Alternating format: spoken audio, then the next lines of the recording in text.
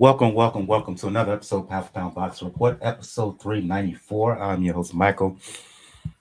Joining me this week, Gail from nyfights.com. Hope to have Daniel from 4 Boxing News and the Inscriber on with us shortly. For those who are new to Pound for Pound Box Report, Pound for Pound Box Report live YouTube show, podcast, blog, etc., discussing all things boxing. The motto is when boxing is good, we'll talk about it. When it's bad, we'll talk about it. Bottom line is, if it pertains to the sweet science, if it's concerning the sweet science, it will get discussed. If you want to find out all information about Pound for Pound Boxing Report, where to check us out, please check out the site, p4pboxingreport.com. On the site, you will see links to where to check out Pound for Pound Boxing Report, all the social media, links to the YouTube channel, links to the Twitter, IG, Facebook page. If you wish to email us, you can do so. If you wish to email us, you can do so. P4pboxing at p4pboxingreport.com. If you would like to donate, we've got a Cash Me PayPal donation links. Let donation be the best nation. Um, Last but certainly not least, if you are looking to get your summer body together, please check out the link to on the site to Beachbody on Demand. Beachbody on Demand has all kinds of programs for whatever fitness goals or interests that you are thinking about. If you're looking to lift weights, may I suggest Lift 4 for those who are on Beachbody on Demand right now. Lift More will drop in March. If you're looking for strenuous, really challenging functional workouts, I suggest 645, 6 weeks of the work. The P90X series still rock, in particular P90X 2 and 3. Um, whether it's bar blend, they even have stuff for yoga for people who like to do yoga specific. Again, any kind of programs for any kind of suitable interest. Take advantage of the 2 week trial, and that is on Beachbody on Demand throughout the year. They have a free 14-day trial, and what that is for 14 days you get free access to any and all programs on Beachbody on Demand. If you're looking for a boxing specific program, please check out 10 rounds of 6 week programs, 3 days a week of boxing based cardio, 2 days a week of weight training / resistance work. Let's get things going. Gail, recapping the fights this weekend, I want to focus on two main fights. The first fight took place um, on the zone in Nottingham, England, and we previewed it on the last episode, and we anticipated that the fight between Leigh Wood and Mauricio Lara, Wood defending the WBA featherweight title. We thought it had the makings of a very good scrap. It turned out to be that way. Didn't go. It wasn't exactly the knockdown drag out that we thought it would be. Um, Wood got stunned in the early rounds, but he gained his composure and was really doing a good job of boxing Mauricio Lara. Kept him at bay with the jab, with the movement and combination punching. But the reason I have this particular episode named "All You Need Is One Shot" is because after being behind on the cards in round 8, Lara struck with a thunderous left hook that put put Leigh Wood down on the seat of his pants. He got up on wobbly legs. His corner decided to throw in the towel. Mauricio Lara is the new WBA champion. Talk about the fight. Talk about the way it went, and a little dust up that Lara had with old nemesis, former two-time IBF champion Josh Warrington afterwards. Oh, we've had some quality boxing hate this week. And there was certainly some of it at the end of the fight. Not not necessarily between Wood and Lara, although they certainly were very serious about getting the upper hand over each other in the build up to the fight. And we, as observers, hoped, predicted it would be a banger, a competitive fight.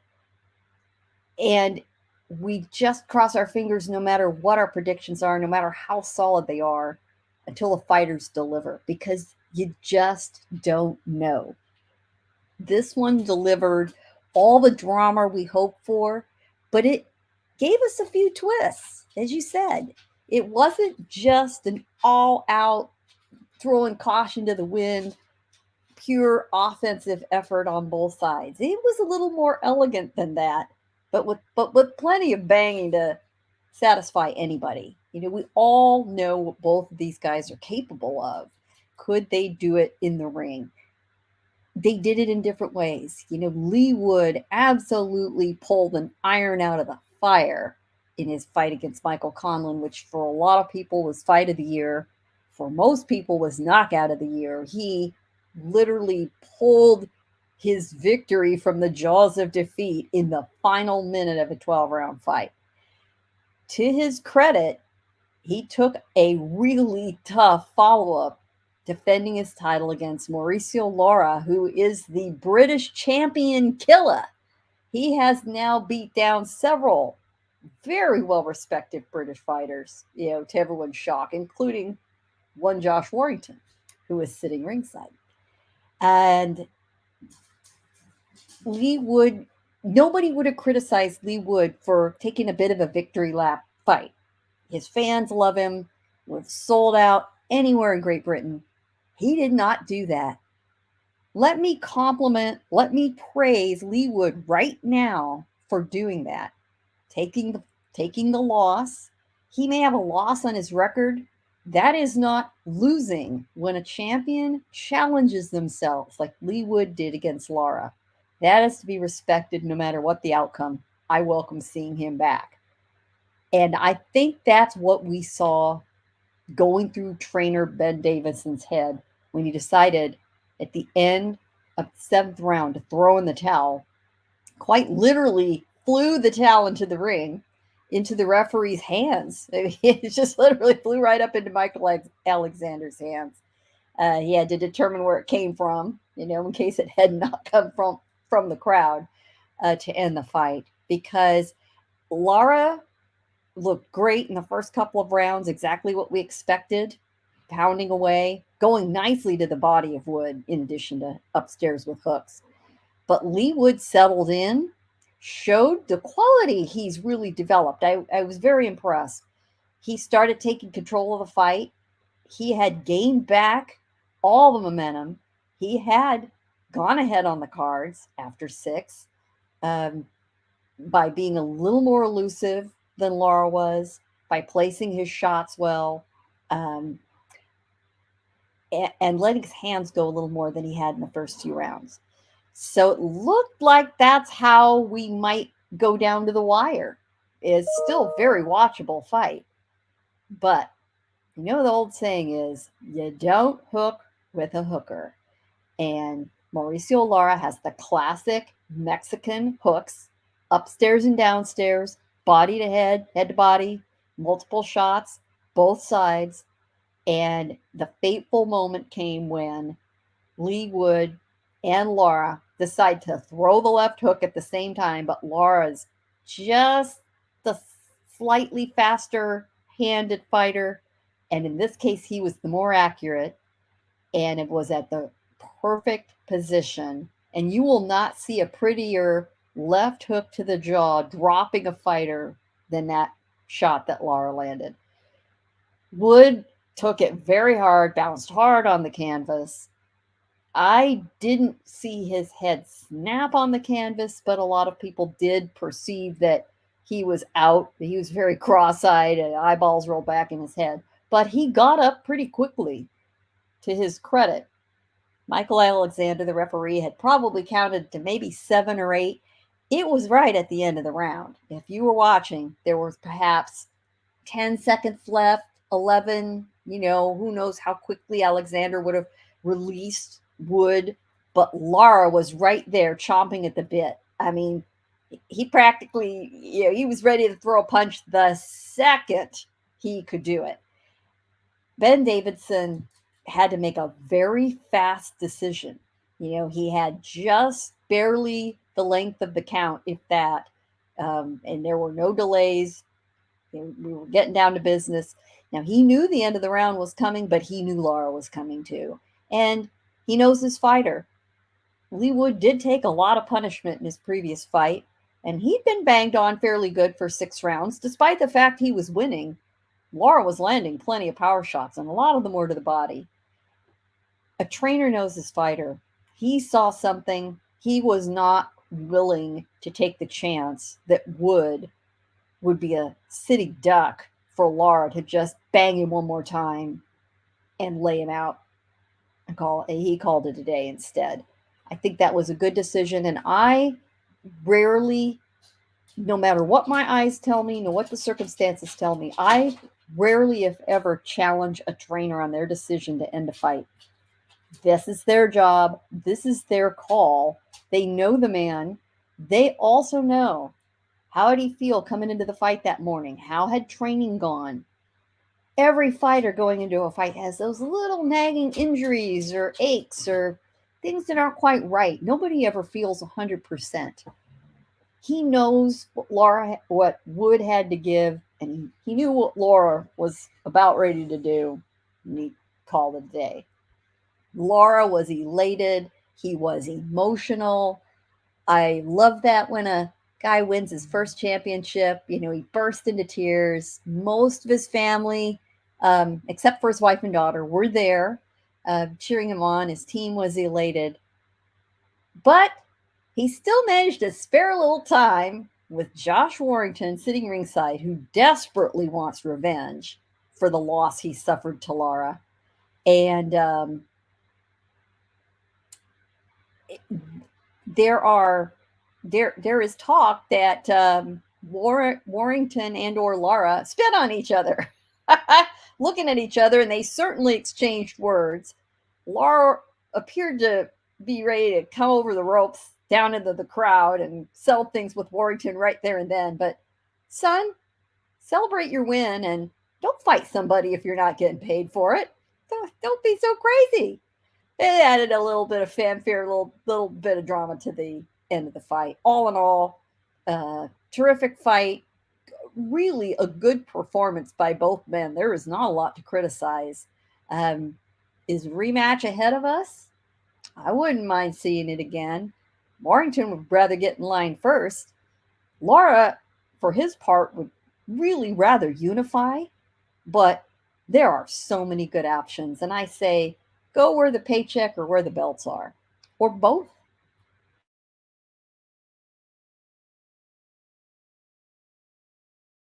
The question becomes, to your last point, the biggest paycheck, where does he get that from? Where does he get it? Lara, you for those who did not see the fight live or have not seen it on delay or on video, excuse me, immediately after he won and became emotional, he went to the ropes and he saw the aforementioned Josh Warrington. Um, he admitted after the fight to reporters that he indeed did spat or spit towards the direction of Warrington.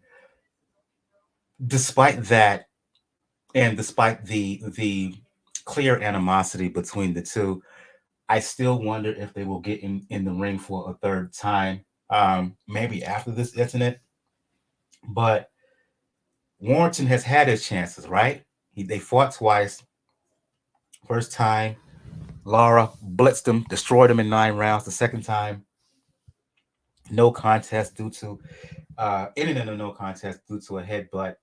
Warrington is coming off of a loss to another Mexican fighter, Alberto Lopez. So my question is, I know people in the aftermath was talking up a fight between a trilogy between the two, but do we really need to see that again, given the outcome of their first two fights? Right? Wood did he fought well up until the fight that he got dropped and stopped. Called for immediate rematch. So Warrington is an option. I know a third fight with him, but there's also a rematch with Lara. You mentioned the other champions, a possible unification bout. I don't know with Ray Vargas, given how he just lost at 130 to Ashiki Foster. Foster is uh, maybe it's unknown whether Vargas will move back down to 130. If he doesn't, Brandon Figueroa and Mark Magsayo going to fight for the vacant belt. Lopez, fellow Mexican, but I do not know if there's money in that fight, right? So if it were up to you, Gail, if you were handling the career of Mauricio Lara, and before we and as I do that, I'll put a question in the chat from Los Libertinos a podcast. Um, what direction would you go if you were one Mauricio Lara? Yeah, I have to say that the money and the titles don't exactly line up because the truth is probably the biggest money fight is a domestic fight in the UK. Either either of the rematches, rematch with Wood, rematch with Warrington. I would really rather see a rematch with Wood because it was by far the better fight. Warrington was crushed like a bug by Lara. I mean, I think I don't know that he'd do much better. Maybe he ends the fight on his feet, but it's kind of a moral victory. Wood, you know what? There was so much more craft to offer. Wood was winning the fight, time in the knockout. So that's a fight that's easy to make, easy to sell out any venue. You know, give give Wood a little time to recover, give Lara some time to enjoy himself, have a parade in his hometown, you know, all of that. Enjoy his championship. Um, you know, maybe we do that again later in the summer in an outdoor venue in the UK. I wouldn't mind seeing that. Um, I think Laura could take on virtually all the other fighters.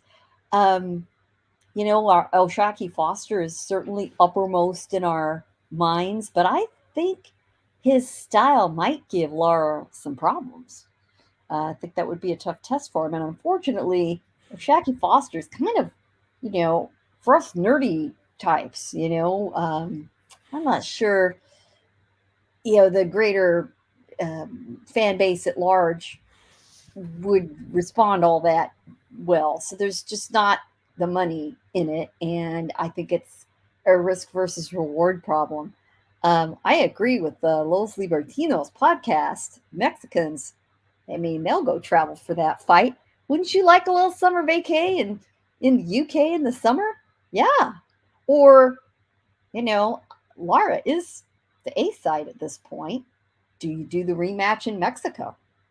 You could.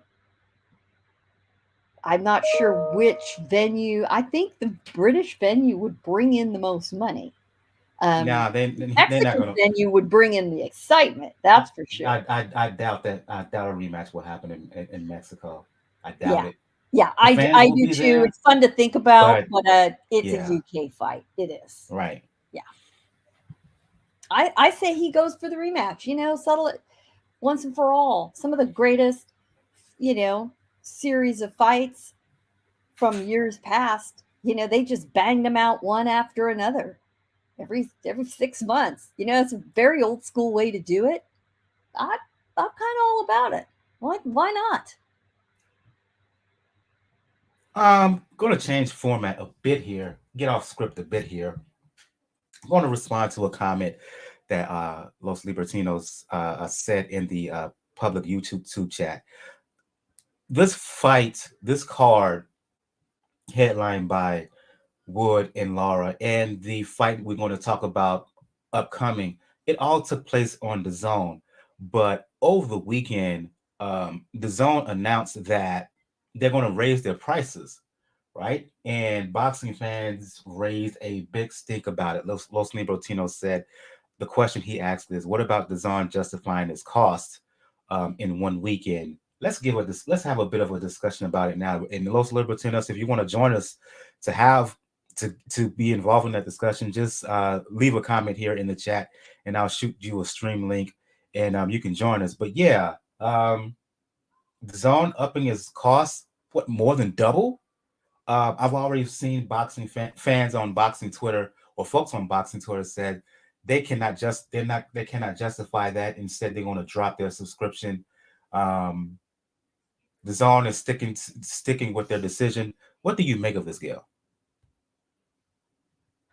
Well, DAZN has purchased the rights to the NFL in foreign markets. It didn't come cheap, I'm sure, at all. So DAZN's got to figure out a way to boost its revenue. Now, clearly, the management decided or determined, or I hope to God they did some research, but they sure didn't survey me, um, decided that boxing fans, in our loyalty, in our hardcore fandom, would stick with the zone because we don't have any choice, and we would swallow the price increase. Now, it wasn't exactly double for most of their subscribers. Original annual subscribers in the United States who were first on board when they first established themselves had a $99.99 $100 annual plan, right? But those subscribers, I believe 2 years ago, were migrated up to $149.99 for an annual subscription if you pay it in advance all at once.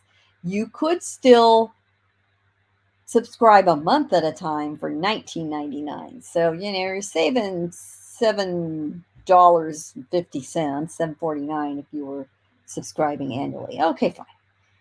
Well, we were all greeted by a friendly little message from DAZN's communications department saying, well, folks, price is going up, and from February 16th forward, American subscribers will be charged $224.99. Or you could sign up for their, monthly payment policy if you didn't want to be charged, the whole damn thing, for that 19, for that $24.99 a month. The 12-month plan gave you that $19.99. So not double, but certainly far above the rate of inflation, which I don't begrudge any business at this point. We're just trying to stay even. I get it. I get that food prices are up. I get that fuel prices are up. I get that salaries have gone up, and that personnel costs raise money for all of us, right? As long as we're all floating up together, I think most of us, we don't have to like it, but we get it. Well, this is a bit more than a 50% increase. That's frankly a shit ton for a lot of people. And I think raising it over the $200 threshold was also a serious psychological barrier. I think if we'd gotten a $199.99 increase, especially if you were an original subscriber within the first, say, 12 months to Zone Open. Let's say you got on board right away, you paid that $99 and you were paying the $149. Maybe raise those folks to $199. And that's still a 30% increase. But you wouldn't really feel quite as bad seeing that $224.99 popping up.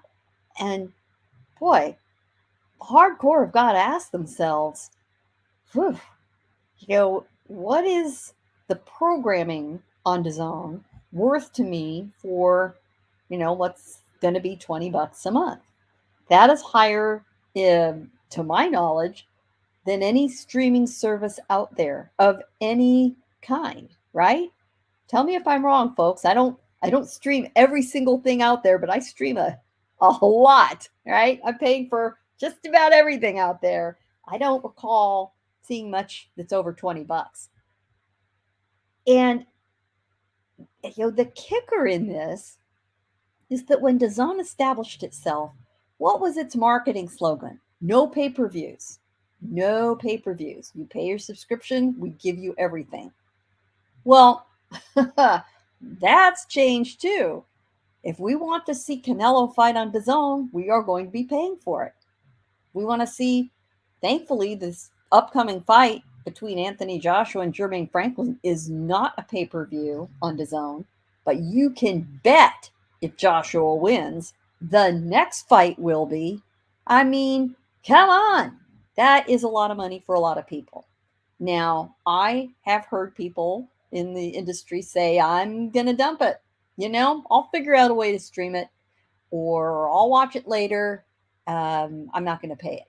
Me, what am I going to do? I need it to do business. I need to watch these fights in real time. If I am reporting on them, if I am watching Leigh Wood and Mauricio Lara, and I need the information and I need to watch to do the reporting for New York fights, which I did this weekend, I'm I don't really have a choice. I frankly, do I blow $20 a month on other stuff that I could save? Yes. Yes, I do. But not everyone's in the position to absorb that kind of price increase. I wish there'd been some kind of thinking about option pricing plans, different tiers. You can still pay it month by month. You can pay for 1 month, cancel it. You see something on the schedule you like, pay it again, and maybe just cherry pick around the schedule. Um, but human nature isn't always that organized. I mean, most of the time, what happens to us, we start subscribing, and inertia takes over, and you don't think to cancel. And you end up paying for something and realize, damn, I didn't even watch it last month. I'm that way with streaming services for entertainment. And should I be managing all of that better? Yeah, probably. But I don't. So it'll be interesting to see how much backlash DAZN gets. But folks, here's the bottom line about the bottom line for DAZN. They're going to make a lot more money off their investment with the NFL, but they need to cover their costs right now. And they've got the boxing fan base they're going to try to do it with. Eventually, I'm not sure how much they're going to care about us. That's when we need to start being concerned. I do like, in general, the DAZN product. A lot of the former HBO boxing, you know, backstage personnel moved over to DAZN. You do see some of that. I know there are folks that aren't the biggest fans of some of the air talent. I personally thought their secondary announcer, Corey Erdman and Sergio Mara, did a super good job this weekend. I'd like to see them work together more often. Um, but the next 6 months will really tell us what is up on the schedule, how many people flee the service. Um, and I gotta say, it's starting to make Top Rank and ESPN Plus shine in comparison.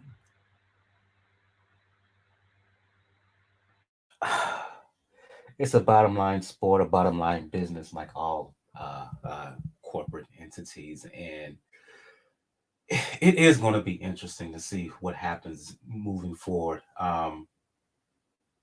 Can DAZN survive this? Will they survive this? I believe so. Are people raising all kinds of holy hell now? Yeah.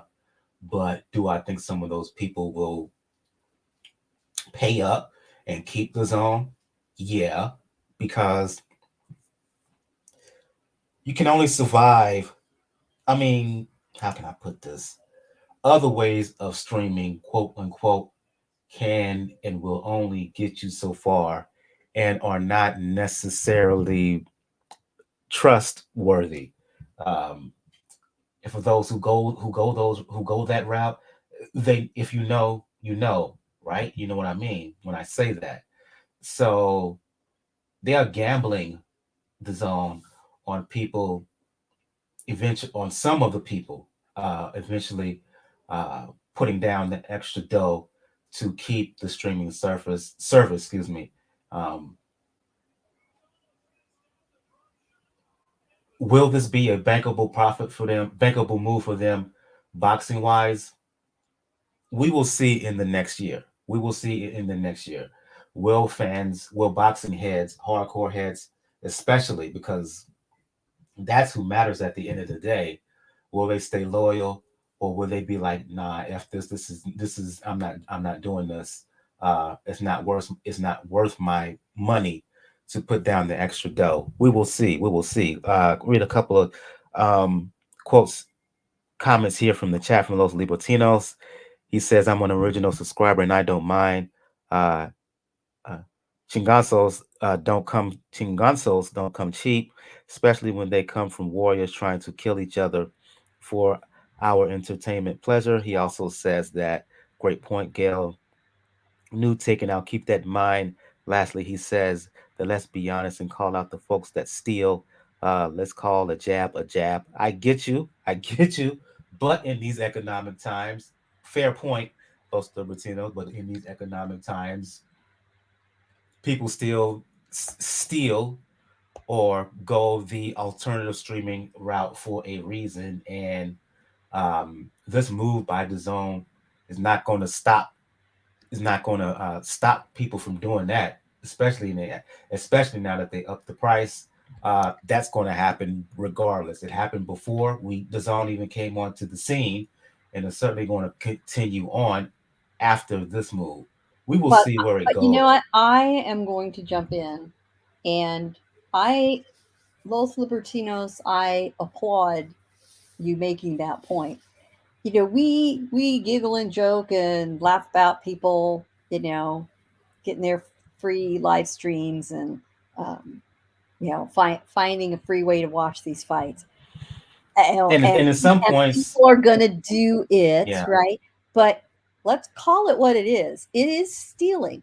It is stealing. It is shoplifting the product. It's just like walking into a grocery store and saying, my paycheck isn't looking too good and things are tight. So, you know what? I want that steak for dinner, so I'm just going to take it.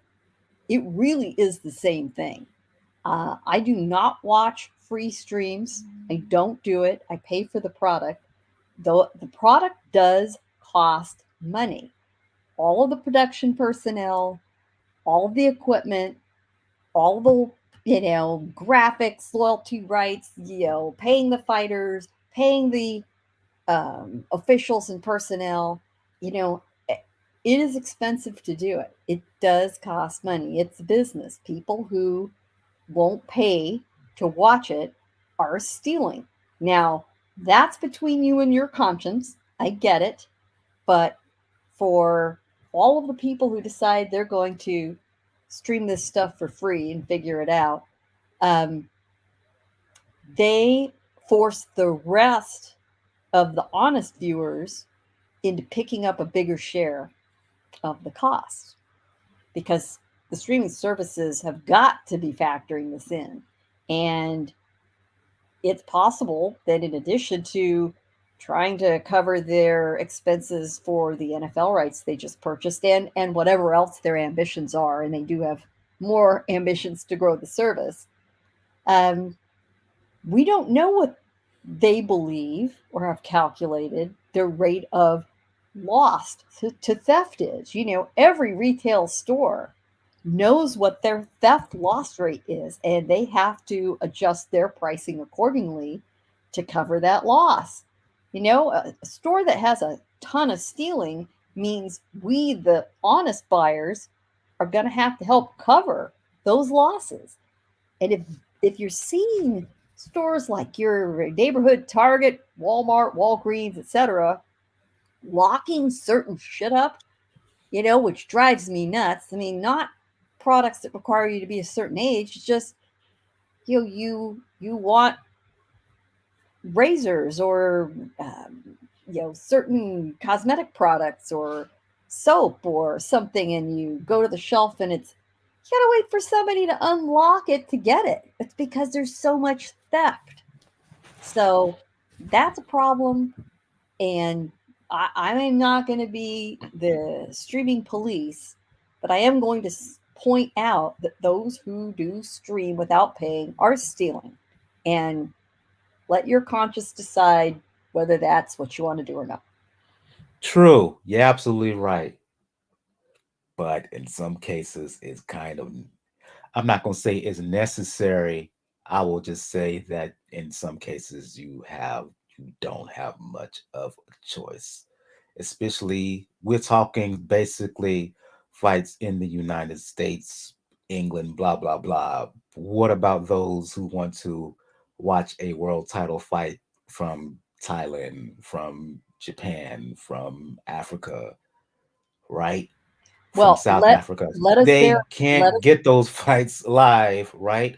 And not all Japanese, Thailand world title fights are shown up on the delay basis on YouTube. I'm not saying it's right what they do, but it is what it is.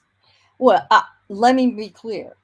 When there when there I'm just is saying, no putting that paid out there. way, if there's no paid way to purchase the fight where you live out, and I'm speaking, let me let me say, my previous rant was directed at the North American viewer buyer. There are different economic models in other countries, including the streaming services. They do not charge everybody the same amount. Many viewers in the UK, as we know, when they're charged for a pay per view in particular, the pricing structure is far below what we pay in the United States. In Mexico, a lot of fights that are pay per view elsewhere are on regular linear or cable channels. Fans are not paying. They know what the market will bear. If someone in Asia wants to see a fight and there is no service they can pay for to see it, that's not stealing. That's trying to find a way to see the fight.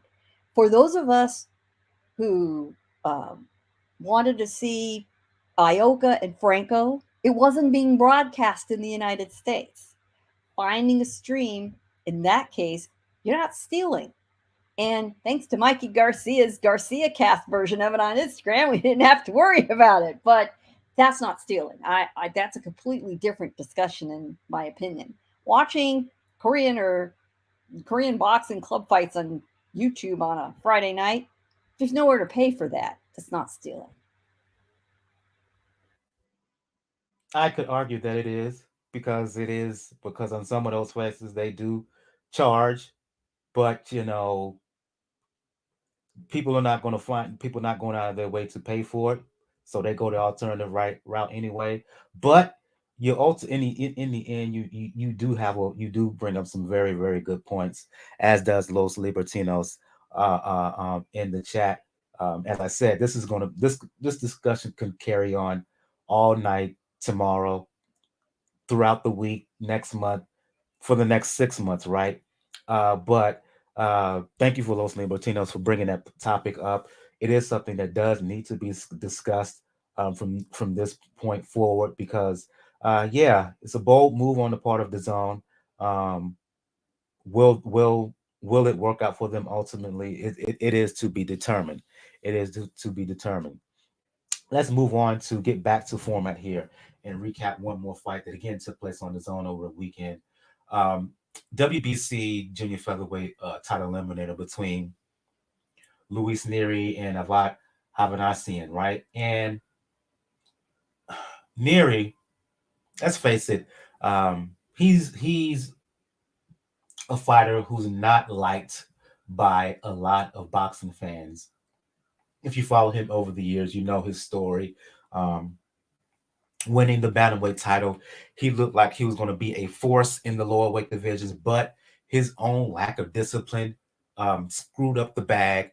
He lost the belt on the scales in one of the most in the grossest display of lack of discipline and lack of professionalism, coming in 5 pounds over back in 2018 in a rematch with Yamanaka. Eventually couldn't make weight. He fought Yamanaka, was stripped of the belt, knocked him out in, what is it, first 2, 3 rounds, and the disgust on Yamanaka's face afterwards spoke for a lot of boxing fans. And for Nery, ever since, he has not been the same. His reputation has took a legit hit. Um, his career has been marred by inconsistent performances and um, not being able to maintain weight on a consistent basis. But he got this. He had this eliminator against Avat Ohvhannisyan, and I got to give credit where it's due. Right, heck of a fight, heck of an entertaining scrap. Ohvhannisyan gave Nery pure D hell throughout. Took the fight to Nery. There were times in which Nery we're going to be honest here, Gail, looked like he may have was thinking about quitting, but he gathered himself. And the one thing you can't take away from Pantera Nery, dude can punch, and it was his power that ultimately saved him. He hurt Ohvhannisyan in round nine, stopped him in the 11th. He's now a mandatory contender for by the WBC at 122 pounds. Uh, early candidate for fight of the year. And yeah, Pantera, he's not all the way back, but you have to give him credit for how he stuck through and in the end overcame a very tough and determined Havanassian. Yeah, boy, Nery is one of those guys. When he first burst on the scene, Michael, I remember how excited we were about him, Word. right? Look, We were, he excuse got me a for parade interrupt. thrown for him in Right. Tijuana. I mean, it was just Excuse yeah, huge. excuse me for interrupting, but longtime listeners of Pound for Pound Boxer Report, we, Gail, myself, and previous guest Bo, we did a live show 7 o'clock in the morning U.S. time immediately after his fight with We did. Yamanaka, the first fight Right. back in 2017. It was so stunning, man. We just couldn't believe it, right? It's the kind of fight fans like us live for. Because he came out of nowhere, a lot like Mauricio Lara did originally, right? And then, his performances just got erratic. He, he followed up that performance. Trying to think what the next fight was, and Boxrec is our friend, so we're gonna look. Um, in any event, we had that fight with Yamanaka.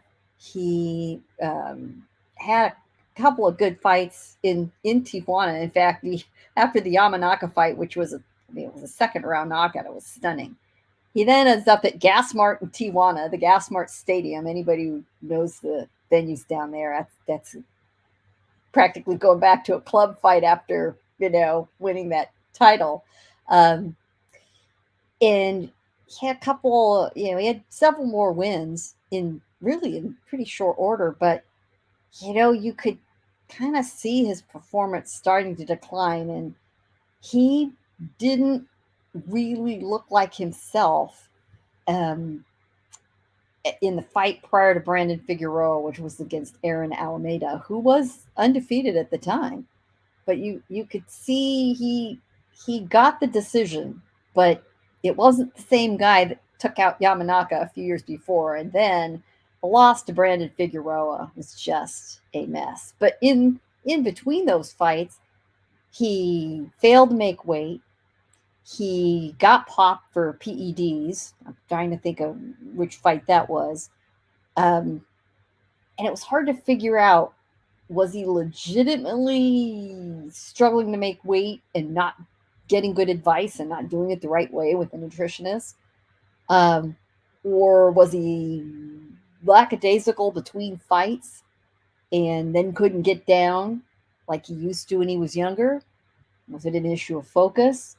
Was the success, um, you know, ruining his work ethic? It does happen.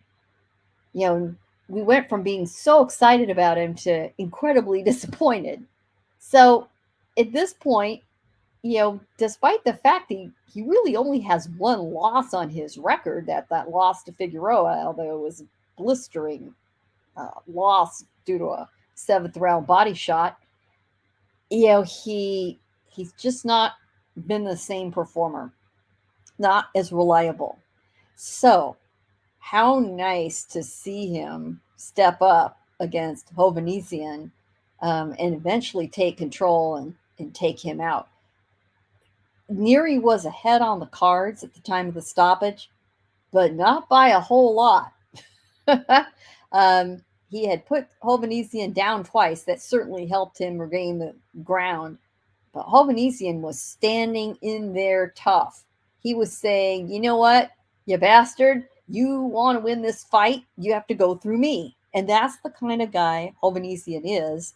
Um, he's willing to switch stances. He'll stand right in front of you. He takes a great punch. God knows, not the smartest way to He's do a that. fighter's fighter. He is. He's a total warrior. He feels seemingly no fear at all.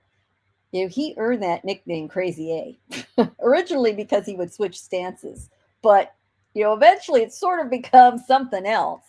And let me tell you what, he has a massive fan following in Southern California, particularly among the very large Armenian community in the Glendale area of Los Angeles. So this was a really good piece of matchmaking. Um, Props to Golden Boy for putting it together. I will say that. Um, and it was an all action fight. We knew it would be. At times it was, really thrilling. At times it was really messy.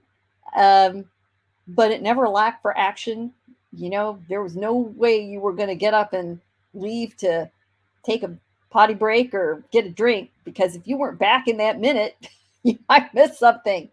So we were all glued. And, we are, as fans, sometimes dismayed about the big fights not being made. We don't have Spence Crawford. We're still waiting for an official announcement of Davis and Garcia. We still haven't seen the really top tier heavyweights line up, although we do have some good heavyweight fights. But there is excitement and craft and determination and bravery, all the stuff we love about boxing, in some of these lower tier matchups where they are very evenly matched. They're willing to go to war. They have the nothing to lose attitude. And we as fans need to bring one thing to these fights when we're watching. First of all, we need to not worry so much about the brand names. Listen to the folks who know the talent pool. And if they tell you, man, this is going to be good, this is going to be a very close matchup, it's going to be all action, it's going to be a banger, believe us. Believe us and tune in. And stop lowering your expectations or denigrating the reputation of these fighters if you see a loss or two or three on the record, particularly if they were against top tier talent or very early in their career when they were still in learning mode, learning on the job. Real champions, real talent challenge themselves, and they're going to take losses. Wood and Lara is the perfect example. One of those guys was going to walk away without the zero losses on it. Well, I take that back. Lara has 2 early losses in his career, but someone was going to walk away with a loss in this high stakes championship fight. That doesn't mean to me that I don't want to see Leigh Wood again. I will watch Leigh Wood at this point, especially after these last 2 performances, fight anyone. And there have been a lot of fighters, great fighters throughout boxing history, that maybe the current fan base didn't know, didn't watch at the time, doesn't recall, who were packing in the crowds, making big money, and had multiple losses on their record because they were willing to challenge themselves. And that's where we got the great fights. We as fans need to encourage the boxers to take these fights, to promise and to show them we will not abandon them if they lose, because that's what they think's going to happen, and that's why they don't want to take the risk. When it comes to fighters, quote unquote, not taking the risk, I think it's fair that it's a must, I should say, that we qualify this. Uh, we are failing to see the best fight, the best when it comes to the men. When it comes to the women, as we saw in 2022, and even in the early portion of 2023, we are seeing that in droves, right? So that would be my little asterisk there. In terms of this fight with Nery, um, He showed heart that I have not seen from him before. He showed late round power that I did not see from him before. And kudos to him on the win. He's mandatory now for the WBC at 122. The WB Unified WBC WBO champion Stephen Fulton. He's going to fight Naoya Inoue. They're in negotiations. That fight is expected to happen late spring, in, either in springtime or early summer, right? As I applaud Nery for his win, and he's calling out Inoue now and say he will basically knock out Inoue. Do I think coming off of this fight and what we've seen from Luis Nery up to this point, do I think he beats either Inoue or Fulton? No. So congratulations on the win, but does that mean he's automatically now can compete with the very, very best at 122 pounds?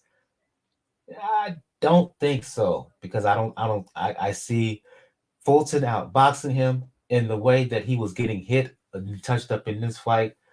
Say what you want about Inoue coming up to 122 pounds. I think he still has the power, and he could hit, he would hit, and could stand a good chance of stopping Nery. Be an entertaining fight, but let's be clear here. As good as exciting as he looked in this fight, let's hold off on the talk. Nery is entertaining as it was. Hold Quap him saying he's gonna stop in a way. No, no, no, no. What? What? Oh, no, no, no. You know, Nery certainly, by his performance, earned the right to um, face one of the other champions and consolidate. Um, he certainly should fight either Fulton or Inoue. Um, Either of them will crush him. I mean, so good for him, and he should take that fight. And he has never been afraid to face a worthy opponent. I I don't mean my previous remarks were directed at Nery in the slightest. He's just been a very erratic performer, which after we got so excited about him emerging on the scene, it's been a rough ride. Um, I have no doubt he will take either of those fights. He's not in their league. He's just not. And they beat him in different ways. We were speaking a little bit before the program about who we thought he should face.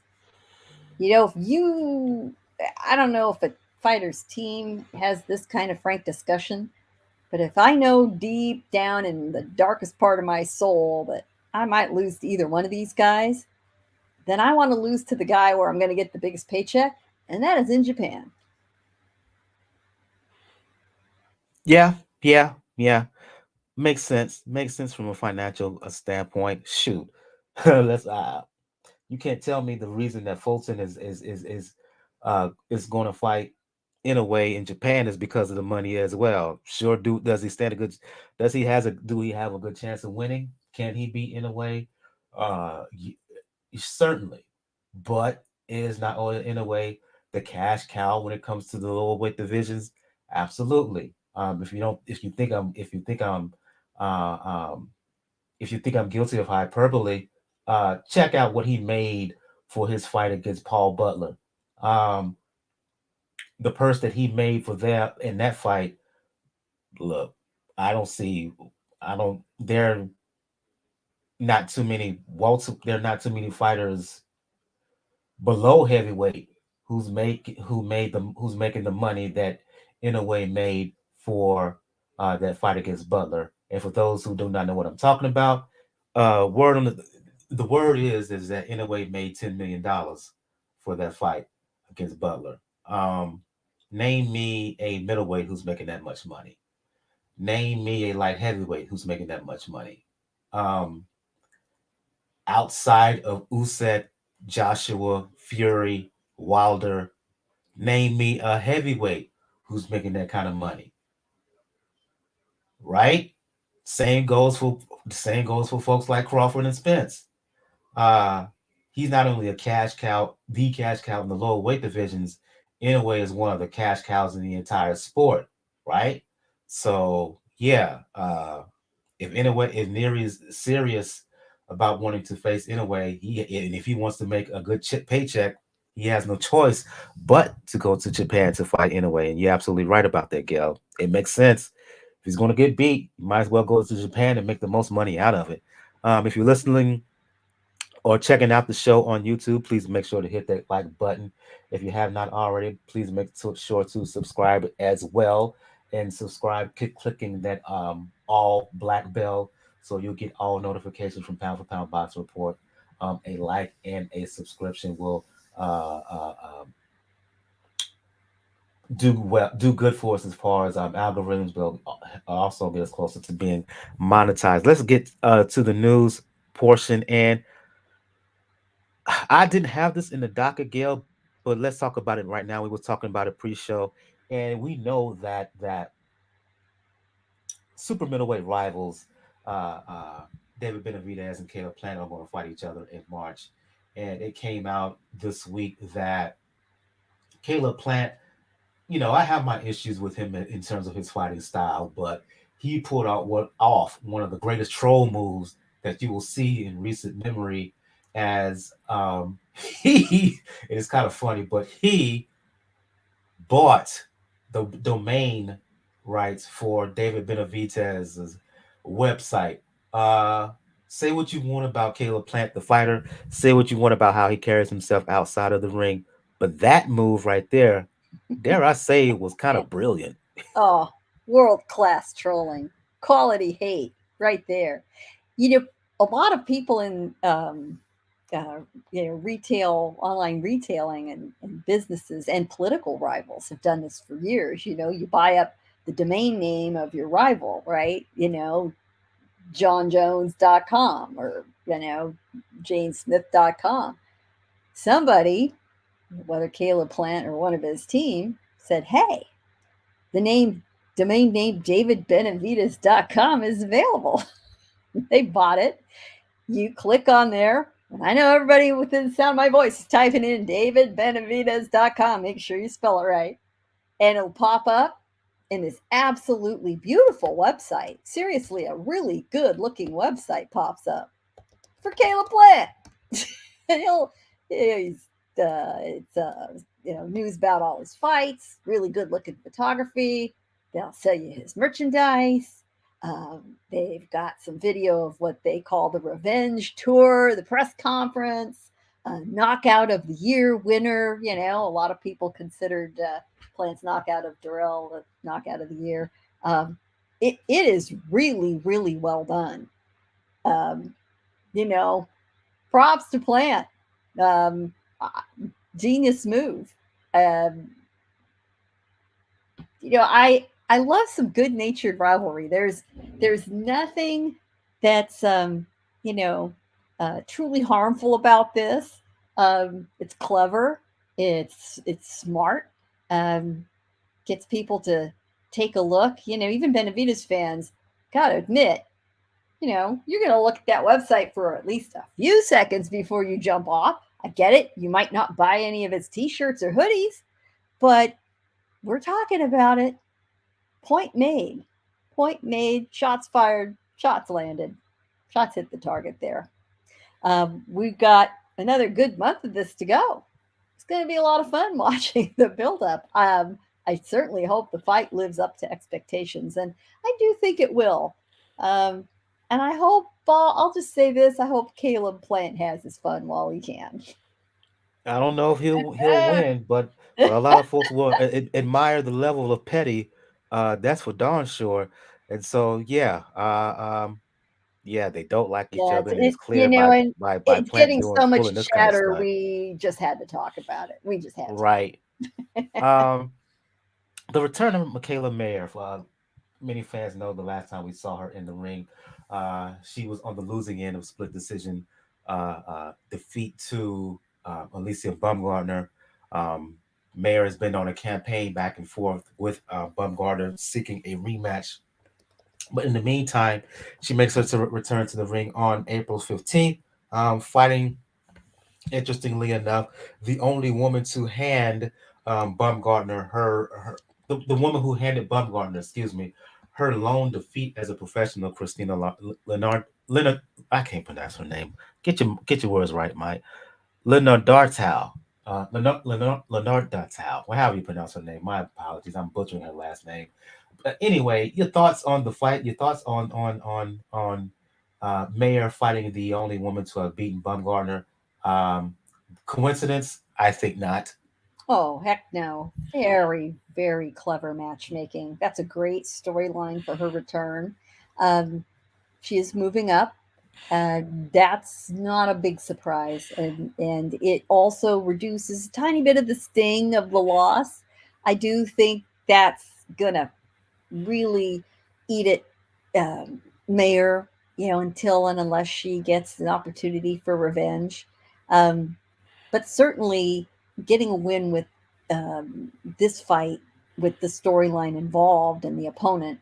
Um, if she can't go right back after Baumgartner, this really is the next best thing. I'm glad also to see her not taking too long to get back in the ring. You need to get back on the horse, as they say. And her complaints and her comments aimed at Baumgartner after the fact, it was starting not to be a good look. This also gives her a new focus. It's just good for her all the way around. I'm really glad to see it. I think that fight could potentially be more competitive than we think it's going to be. And that fight is going to be on the undercard of Joe Joyce fighting Zilly Zhang over in the UK. So Mayer, who's pretty popular over in England, the fight against Baumgartner was in England. She's been over there making numerous appearances, has done ring commentary for British fights.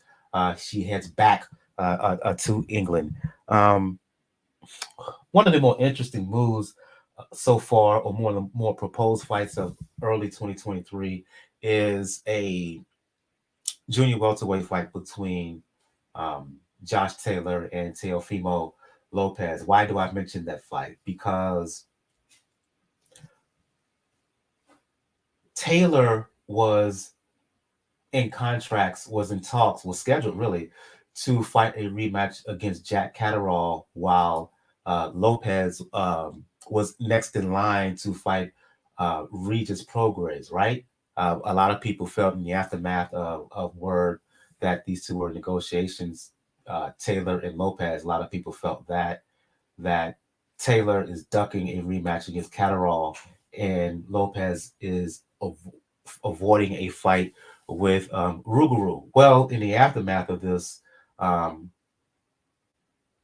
Catterall and Ruguru were talking back and forth on social media about the possibility of fighting each other. And what do you say? What do you and sure enough, Gail, the two are officially in talks.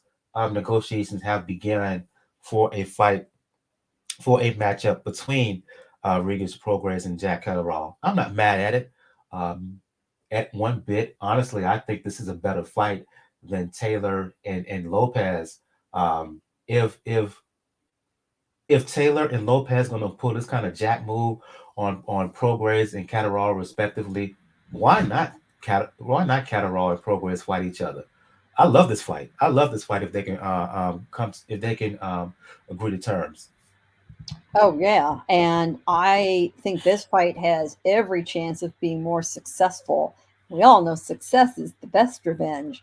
I mean, who wouldn't want to see Prograis and Catterall, who are two talking warriors all night? They're both right up in that category. I think we're looking at Taylor and Lopez, and we see resume and we see titles, and we also see some things that are troubling and some problems in their performances. They're not really guaranteed. Say what you will about Regis Prograis having lost to Taylor very narrowly, if at all. Um, there's really never been any question about him giving his all and putting on good, entertaining performances. Um, and you could certainly say the same about the surprising Jack Catterall. He he's even more hopped up for revenge than Prograis is. I would say, you know, it is like rocket fuel to him. So they both got something they want, and they think they can get it with a win against each other. Oh, that is the recipe for success as far as as viewers are concerned. Um, I think it's a very smart move by both men in their camps. I wouldn't be surprised to see it made. And we'll keep you updated on on how talks are going for that fight. I fingers crossed that it will happen. Um, dare I say right now it's the best matchup that can be made at 140 pounds, and let's hope it gets finalized and we get to see it sooner than later. Let's move on to preview some fights here before we sign off here. Um, this weekend in Minnesota at the Armory, going to have a fight for the vacant IBF belt at 140 pounds. As fans know, uh, in 2022, then undisputed champion Josh Taylor vacated 3 of the 4 titles.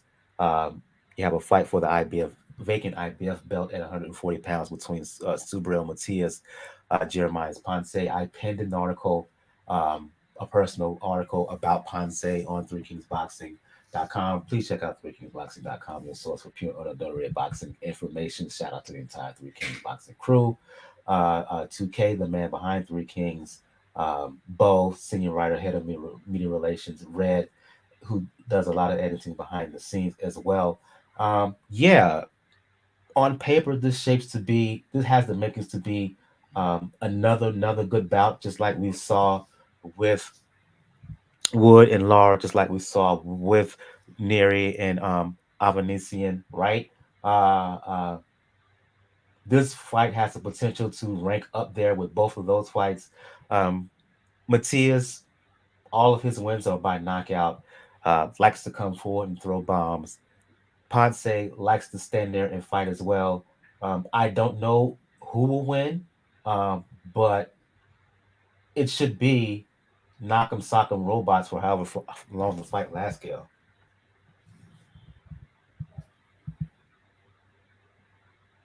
Yeah, we've got another fight with fighters that, to the casual fans and probably the greater fan base at large, not too well known, but don't sleep on it. Again, great matchmaking. You've got Matias, who is a Puerto Rican fighter.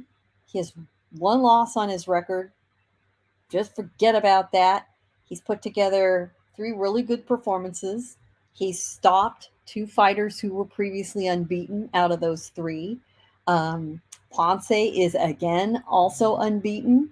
Um, he's from Argentina. He's the underdog, but Argentinian fighters tend to give a really good effort. They're tough, um, very determined, and we'll see what they both got to offer. Matias has been training at altitude in Mexico.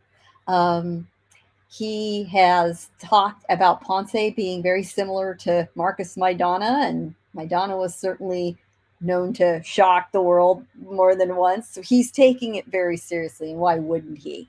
Right?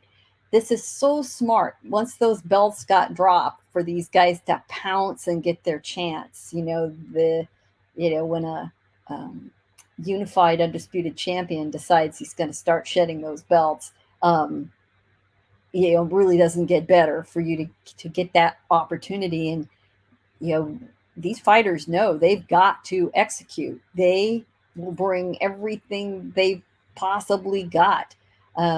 Matias has been training in Mexico for 10 months. 10 months. That is determined. He's 30. He knows the clock's ticking. you know um, this is his shot.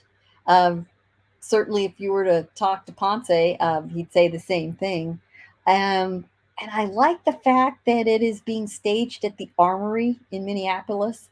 It seems like a really odd venue, right? It's not a big venue. It's not exactly in a boxing crazy state. But I'll tell you what, the fans in the region really support the cards there. They pack the joint. I don't know what the capacity is, but I dare say it is becoming the StubHub Center War Grounds of the Midwest. Been some damn good fights there. The fans are really up close. It's the perfect spot for a fight like this. And fans there in the upper Midwest are going to get to see a world title fight, legit. Not an interim, not a silver, not a regular, an honest to God championship fight. Terrific. You get all that recipe going, it's darn good entertainment. It's on regular Showtime, not a pay per view. So, folks, you got Showtime access, you're going to enjoy it. I'm speaking of pay per view in this discussion that we had earlier. Um, on ESPN Plus pay per view over in Saudi Arabia, we have a fight between, let's just say, guys who are very seasoned, very experienced, as Ilunga Makabu defending the WBC Cruiserweight bout title against former two division champion Badou Jack. And look, Makabu, he can crack like he is one of the hardest punches at cruiserweight, but one of the more vulnerable world champions that you will ever see. Defense is not good. Chin is not great. Not the fastest fighter in the world, hands or feet. He's facing a guy in Badou Jack who, at his best, um, complete arsenal, right? Can box, uh, can good power, terrific body puncher, but he's what, 30, in his late 30s. Makabu is in his, I think, mid 30s. Yeah, I'm trying to analyze this fight, and I'm like, who has more in the tank at this point? I don't know. And because of that, this is a fight I cannot call. I cannot call the winner. Tell you what, Bada Jack has quietly made himself a nice little career in the twilight. Yeah, he's 39, and I believe he is on the brink of turning 40. Um, I'm not sure about Makabu's age. Maybe somebody out there listening can hook us up and let us know. But he's certainly a veteran as well. I'm going to check this too here real quick, see if I can figure out. So Makabu is a relatively young 35. So with 32 fights under his belt, 29-2. Badou Jack, yeah, has a few more fights, but not appreciably more. 20, and here we go, 23, 27, 3-3. So 6 fights that are not wins on his record. But he is now a full-time resident of the Middle East. I believe he does live in Abu Dhabi. And his last 3 fights have all been on these Middle East based cards, and is now fighting his fourth in Duria on Sunday. So, Jack has just had a lot of bad luck in his top fights. He's always given a good effort. I have always enjoyed watching him. Um, but now he's making some good Middle Eastern money at the end of his career, and he's got this title shot. Props to him for making absolutely the most of his career. I wouldn't want to see him fight on a whole lot longer.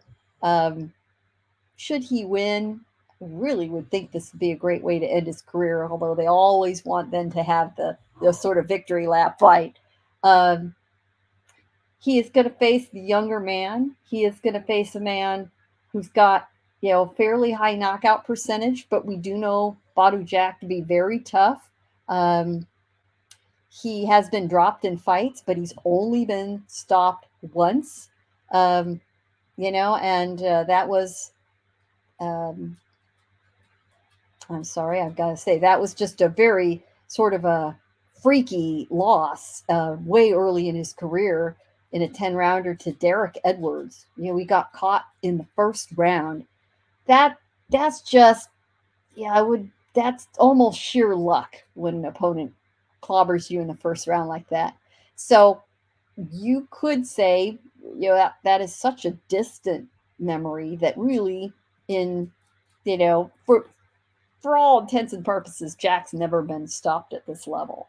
Um, he probably would also go out on a shield. I hope we don't see that. Could be a pretty good fight. It could also be a slow, plodding stinker of a fight at cruiserweight. Who knows? But there is a belt at stake. Um, so I think it's a good addition to the pay-per-view. And Michael, I notice how careful you've been not to say who's in the main event or talk about it. It wasn't on the docket. But let's face it, on Sunday, this is a fight on Sunday, a card on Sunday.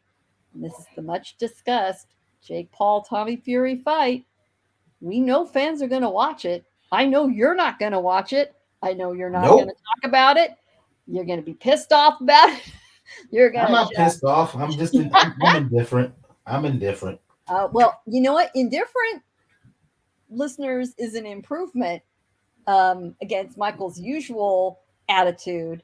But I will say this. He can hate on me in private later.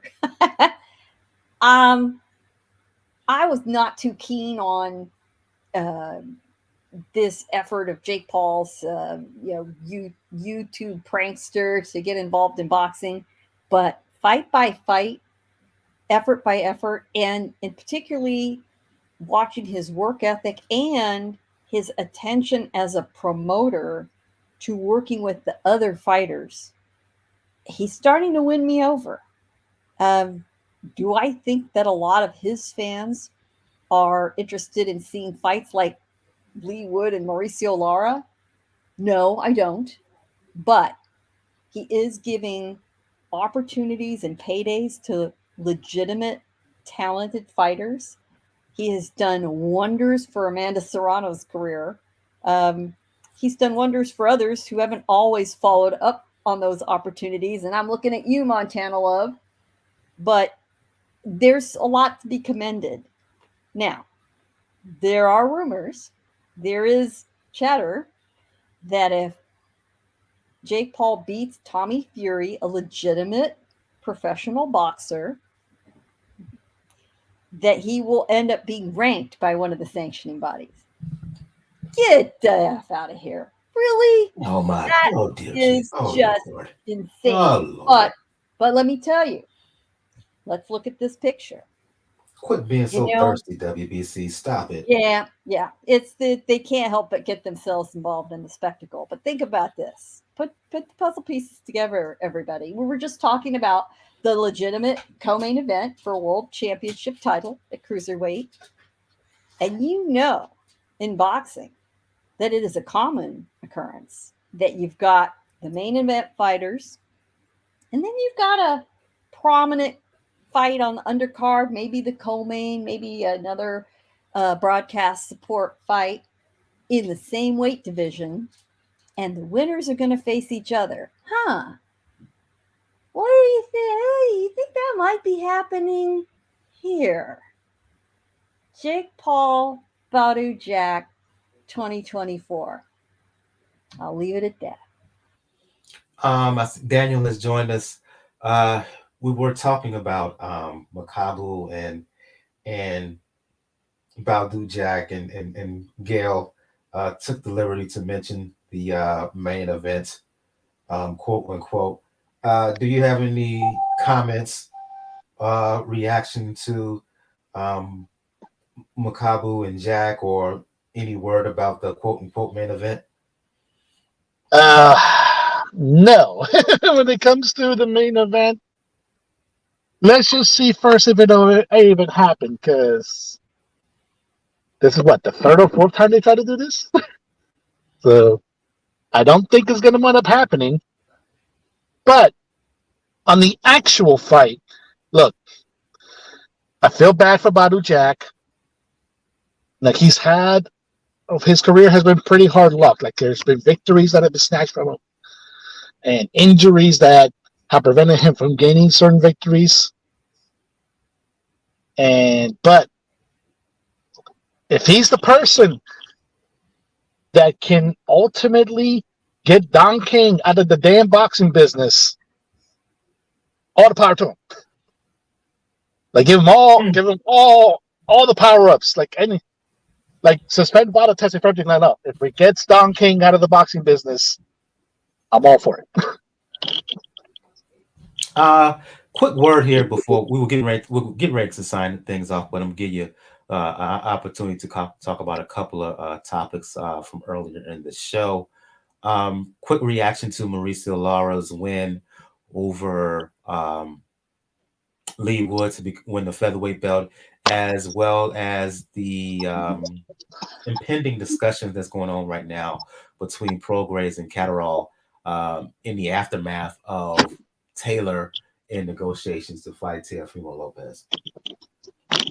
Well, as far as Lara and Wood, Jake Donovan put it best in the way, like in the tweet, like Mauricio Lara is just pure violence.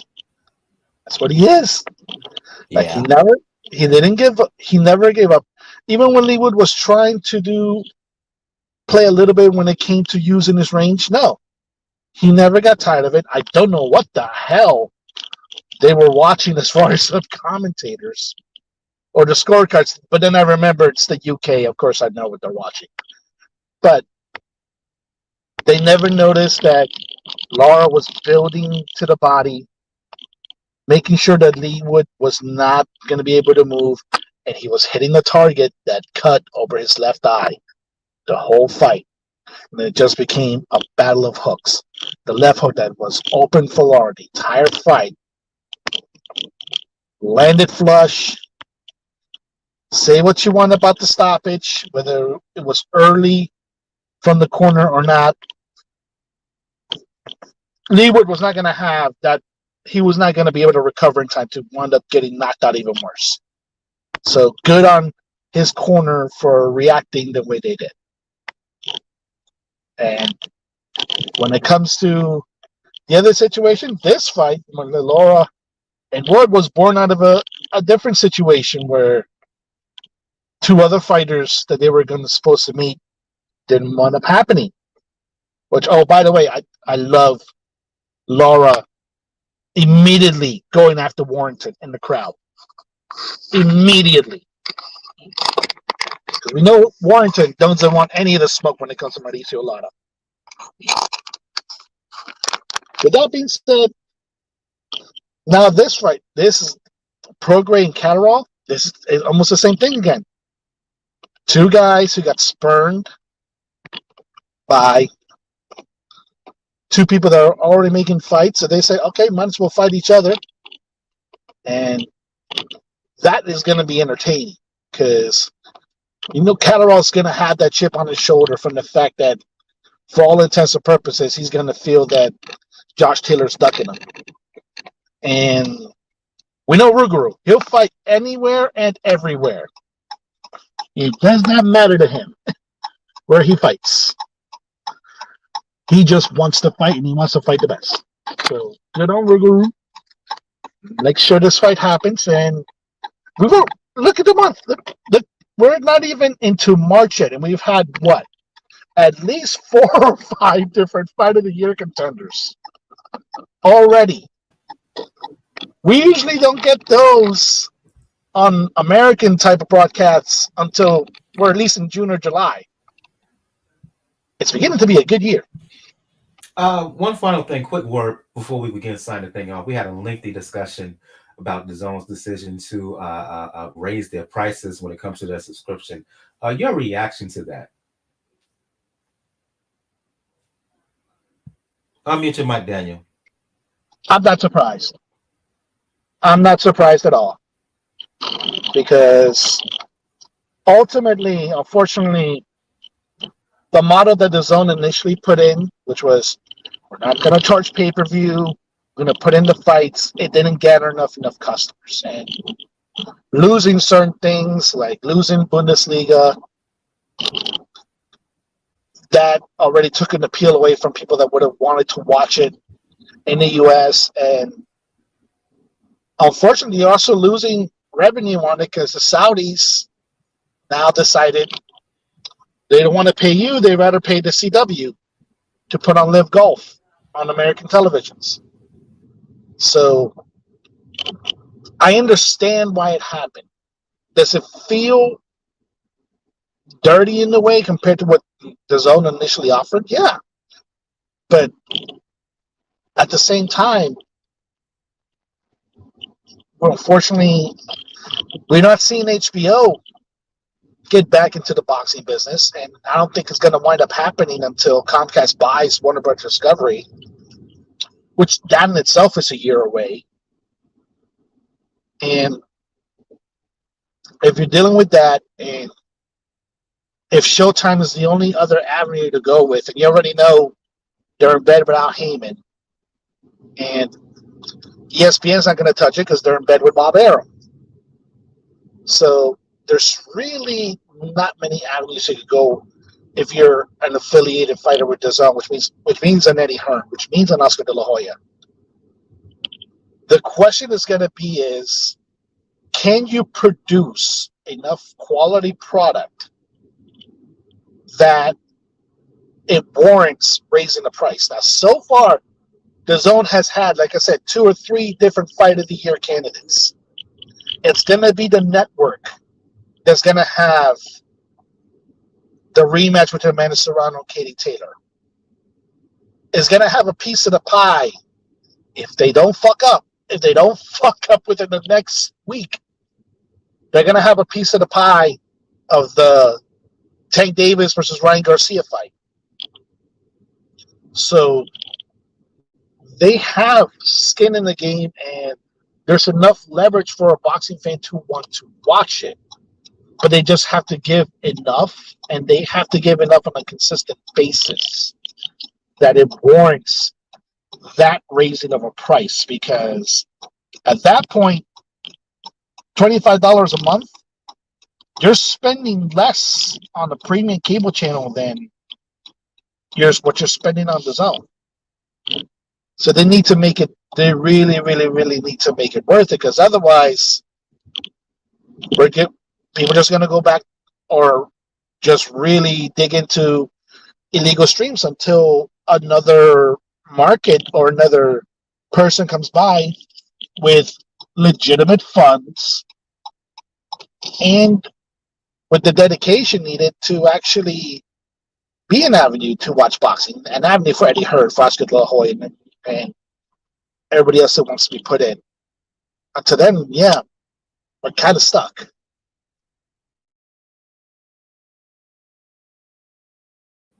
And I think we're going to close things on that matter. I want to thank Los Libertinos podcast for his questions and comments. Thoroughly enjoyed you introducing the issue, the topic of the zone during the show. Right? It was a lengthy, fruitful discussion as far as I'm concerned. Going to go around the panel here. Ladies first, we begin the show. We end the show ladies first, always. Gail from Communities, not from Communities Digital News, excuse me, Gail from nyfights.com. My apologies, Gail, for those who want to talk boxing, media, for those who want to occasionally check you out on TMZ Live from time to time. Let the folks know where they can find you. It is right there, folks. nyfights.com, nyfights.com. And I think Los Libertinos, we need to get you on as a panelist on a future show. Would love to have you. Yeah, absolutely. The invitation, send an open invitation to you, Los Libertinos. You rock with us during this entire episode. Excuse me, love to have you on as a guest to talk the sweet science, to chop it up, to talk boxing. I'll go to you, Daniel, who was having some technical issues on his end. Daniel from Ford Boxing News and the Inscriber, for those who want to talk the sweet science, for those who want to talk professional wrestling. You can check out the Inscriber for his discussions about professional wrestling and the NBA, especially when it comes to the Miami Heat. Let the folks know where they can hit you up. Folks, you can find me on Twitter, RAWKC99, Rockers99, and StreamYard, for the love of God. Fix your issue with the fact that anytime you want to log in with a charging cable, suddenly you lose cell signal for an hour. Unless you're in a Wi-Fi network. Come on, StreamYard.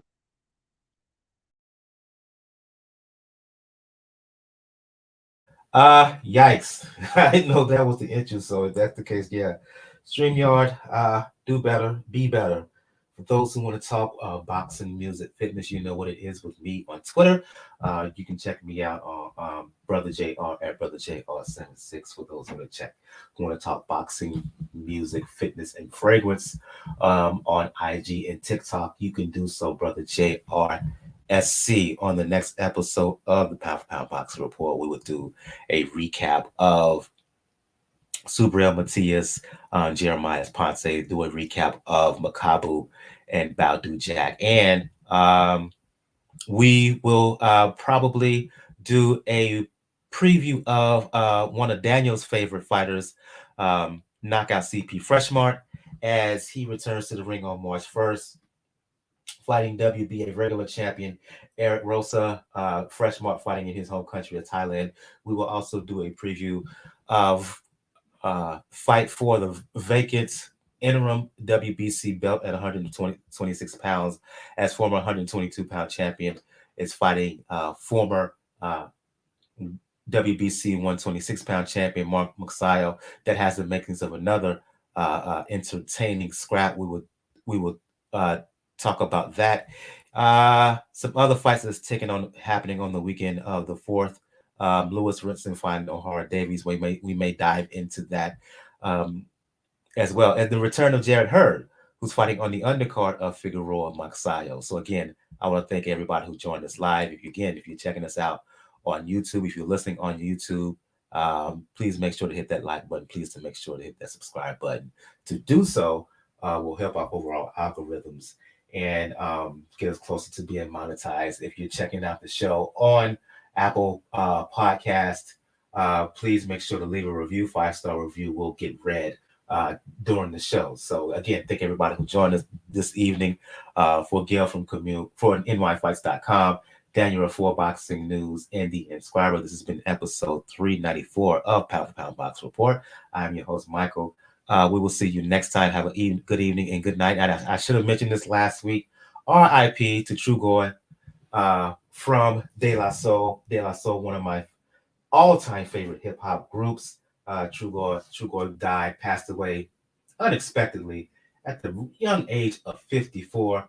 Don't know the cause of his death, but yeah, just as De La Soul was being treated fairly for those who are old school fans of hip hop or around during hip hop golden age like myself. You all know the struggles between De La Soul when it comes to their music, ownership, getting their masters and whatever. Tommy Boy Records, y'all did them wrong. Y'all will never be forgiven for how y'all treated De La Soul, just as they was getting their masters, just as they get the right to promote, push, stream their music. True Goy passed away, and it hurt me. It hurt me bad on a personal level. Their albums, to me, De La rivals right up there with Outkast, with Tribe Called Quest, with Run DMC, with EPMD, NWA, among the greatest hip hop group, among the greatest groups in hip hop, and his loss was just his passing was just a devastating loss from the hip hop community, particularly for those of a certain age. So I just wanted to show our respects here on Pound for Pound Box Report. Again, episode 394 is in the books. For Gail, for Daniel, I'm your host, Michael. We'll see you guys next time. Y'all have a good one. Good evening. Good night.